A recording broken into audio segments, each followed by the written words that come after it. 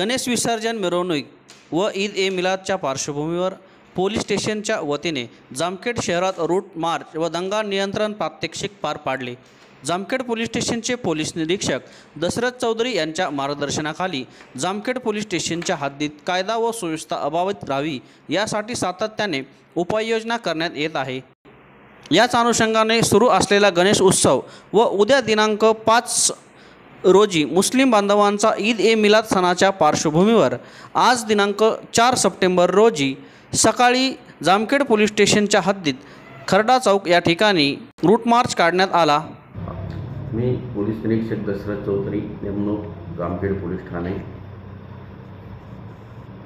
येणाऱ्या गणेश उत्सवाच्या अनुषंगाने दिनांक 5 आणि 6 सप्टेंबर रोजी गणेश विसर्जन आहे। त्या निमित्ताने पोलीस विभागामार्फत योग्य ती तयारी झालेली असून बंदोबस्ताचं नियोजन झालेले आहे।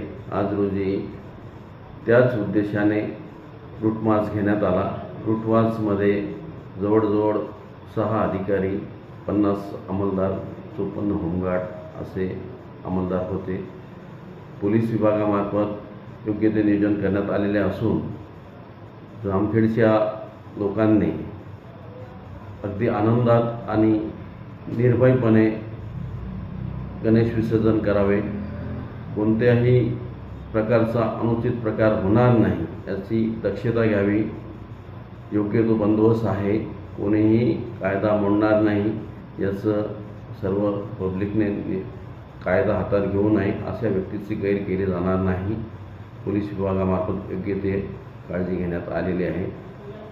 आनंदात गणेश उत्सव साजरा करण्यात येतो। रूट मार्च प्रथम बीड कॉर्नर, त्यानंतर मेन मार्केट, संविधान चौक, खर्डा चौक, कपनेश्वर रोड तसेच भाजी मार्केट या विभागातून रूट मार्च घेण्यात आलेला असून दंगा काबू योजना आम्ही आयोजित करण्यात आलेली होती।